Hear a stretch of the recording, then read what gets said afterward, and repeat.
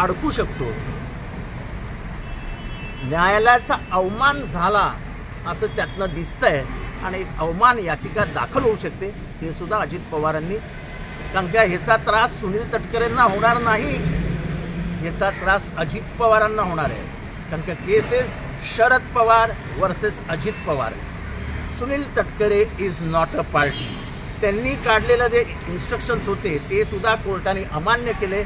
सांगितलं राष्ट्रीय पातळीवरच्या माणसाने काढवलं, तुम्ही महाराष्ट्रापुरते मर्यादित आहात. तेव्हा अजित पवारांना धोक्याचा इशारा आहे की सबसे मस्ती चलती है, सुप्रीम कोर्ट से नहीं चलती. या सगळ्या विषयासंदर्भात अवमान याचिका तुम्ही दाखल करा, सातत्यानं तुम्ही नमूद करताय. साहजिक आहे, आम्ही त्यांना कळवतोय की हे नको करू, हे नका करू, हे नका. शेवटी आपण पण दिवस काढले आहेत. अवमान याचिकेमध्ये एखादा जर फटका आला ना तो फार दूरगंभीर असतो. अवमान याचिकेमध्ये लोक 3-3 महिने 2-2 महिने जेलमध्ये जाऊन बसले.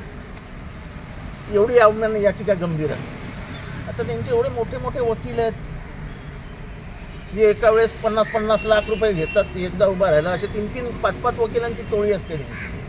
आमचा एकच वकील असतो, अभिषेक मनु संघवी. त्यांच्याकडे 5 वकील असतात.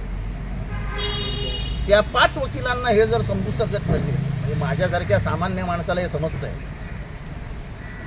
तर आश्चर्य. शरद पवारांना या सगळ्या विषयासंदर्भात काय प्रतिक्रिया? त्यांनी एकदाच सांगितलं ना, जितेंद्र जो बोलतो तीच पक्षाची भूमिका असते. अजून मी किती वेळा सांगितलं, परंतु असं माझं म्हणणं नाही, असं त्यांचं म्हणणं होतं आणि त्यांनीच ते सांगितलं. त्याच्यामुळे सर, महायुतीमध्ये जागा वाटपाचा तिढा अजून देखील काय आहे? पण आज तुम्ही होतात नाही ते नाही, पण राष्ट्रवादीकडे 7 जागांची, म्हणजे अजित पवारांनी 7 जागांची मागणी भाजपकडे केलेली होती.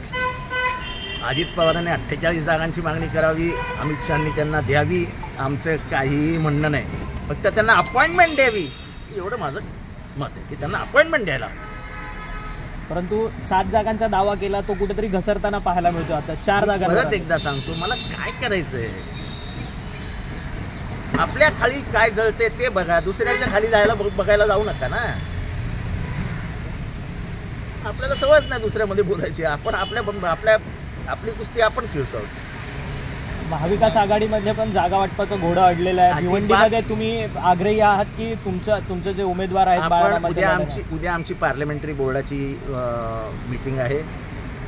त्याच्यामध्ये सगळ्या जागा फायनल होतील आणि आपल्याला कळेलच. उद्या यादी प्रसिद्ध होईल का?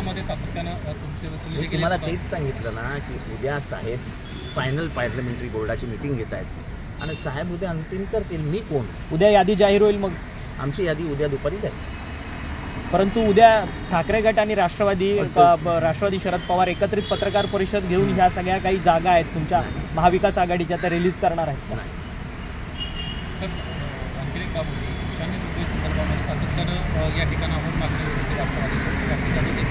आता उद्या आम्ही कुठल्या जागा मागितल्या होत्या, त्या जागा दिल्या गेल्या आहेत, हे अंतिम शरद पवारांच्याकडेच यादी आहे ना, माझ्याकडे तर नाही आहे. त्यामुळे पवार साहेब उद्या पार्लमेंटरी बोर्डाची मीटिंग घेत आहेत. पार्लमेंटरी बोर्ड हे ह्या पक्षाची निवडणुकीच्या बाबतीतली सर्वोच्च बॉडी असते. त्या सर्वोच्च बॉडीकडनं संमती मिळेल आणि पवार साहेब त्याच्यावर सही करतील आणि प्रकरण संपलं. वंचितसह मानकरांना या निमित्तानं काय आव्हान करा? ज्या पद्धतीनं तुमच्याकडे येत होते ते आणि सातत्यानं बैठका होत होत्या आणि अचानक महायुतीतून तेवढीच जागा मिळाली. त्यांचं म्हणणं होतं की मला मी इकडे 2 जागा मागितल्या होत्या महाविकास आघाडीत, मात्र मला महायुतीत 1 जागा मिळाली. त्यांनी महाविकास आघाडीत 1च जागा मागितली होती. मध्यस्थी मीच होतो. आम्ही 1 जागा द्यायचं कबूल पण केलं होतं. पण आता त्यांची इच्छा, ते नाराज आहेत असं वाटतं का? मग कशावरून नाराज आहेत का? सगळंच बोलणं झालं होतं. सगळं टी व्हीवर सांगायचं नसतं. पण तरी मी एवढं सांगू शकतो की पवार साहेबांनीही त्यांना ग्वाही दिली होती आणि ते स्वतःच कबूल करत आहेत. टी व्हीवर त्यांची एक मुलाखत आहे ती माडा हे काय. आता त्यांच्यावर काय परिस्थिती आली असेल, कोणी आणली असेल, काय झालं असेल हे काय मला माहीत नाही. त्यांचं ते सांगत होते माझ्याकडे बिलकुलच पैसे नाही आहेत. त्यामुळे काय झालं असेल कळत नाही, मला नाही कळत.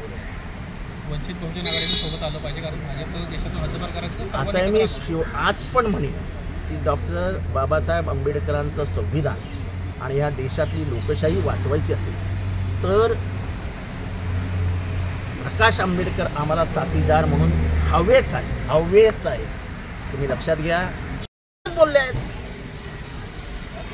खावा कोणाचं पण मटण पण दावा तुतारीचं मटण का बोलल्या तुझं बोलल्या.